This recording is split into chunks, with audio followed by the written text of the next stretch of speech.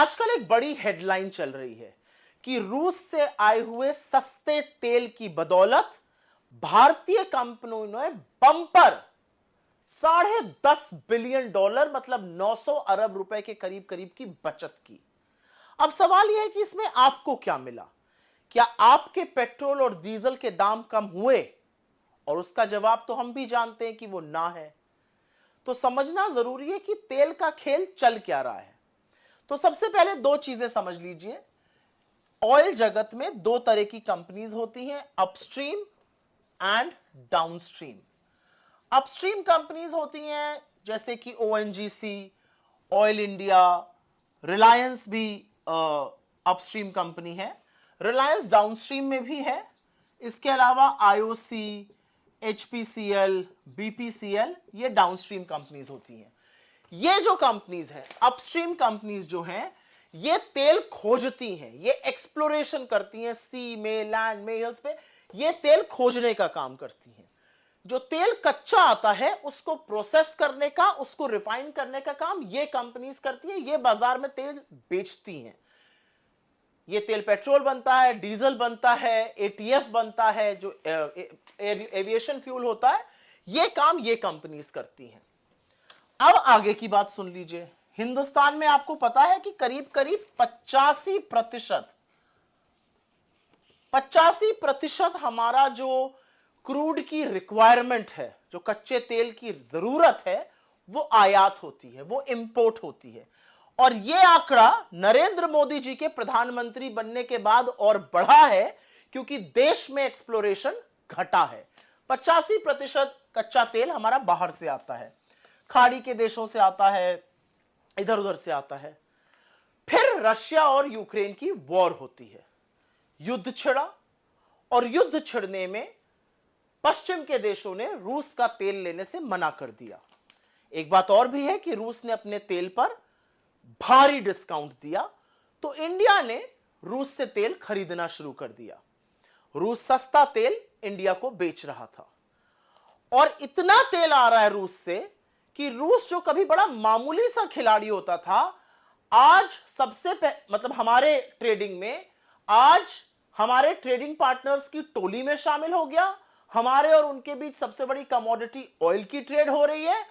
और तो और वित्तीय वर्ष 2023 में और वित्तीय वर्ष 2024, यह आंकड़ा याद रखिएगा, रूस से आया हुआ तेल वित्तीय वर्ष 2023 में 21.5% था सारे आए हुए तेल का, और यह संख्या 2024 में बढ़कर 36% हो गई।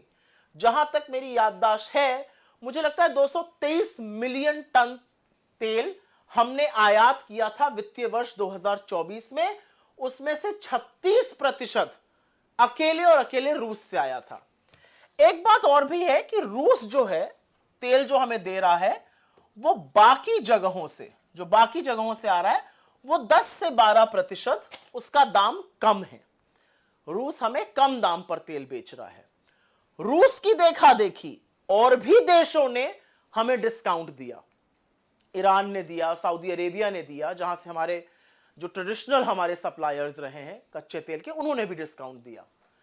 अब आप ये सोचेंगे कि 10 से 12% अगर दाम कम आ रहा है तो इसका फायदा किसको पहुंच रहा है? क्योंकि आपको तो नहीं पहुंच रहा है, आप तो अभी भी पेट्रोल और डीजल के वही दाम दे रहे हैं।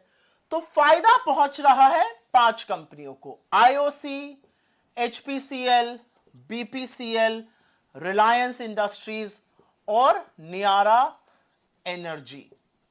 इन लोगों को फायदा पहुंच रहा है। इन्होंने रूस के सस्ते तेल से केवल, अभी मैं खाड़ी के देशों के डिस्काउंट वाले तेल की बात नहीं कर रही हूं, सिर्फ रूस के सस्ते तेल से इन 5 कंपनियों ने $10.5 बिलियन, फिर से पढ़िए इस फिगर को, $10.5 बिलियन मतलब 900 अरब रुपए की बंपर बचत की है। पर आपके बिल क्यों नहीं कम हुए?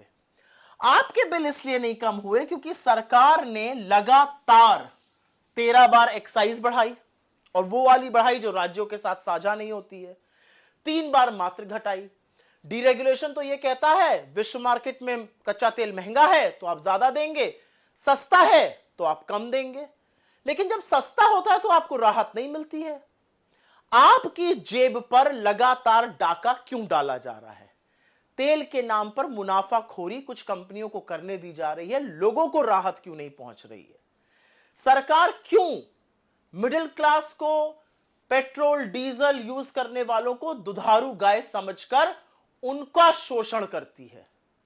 यह मुनाफाखोरी नहीं तो और क्या है? यह आपकी जेब पर डाका नहीं तो और क्या है? रूस से सस्ते तेल में लोगों ने बचत की $10.5 बिलियन, 900 अरब रुपए की। आपने 9 नए पैसे की बचत की है? सोचिएगा जरूर।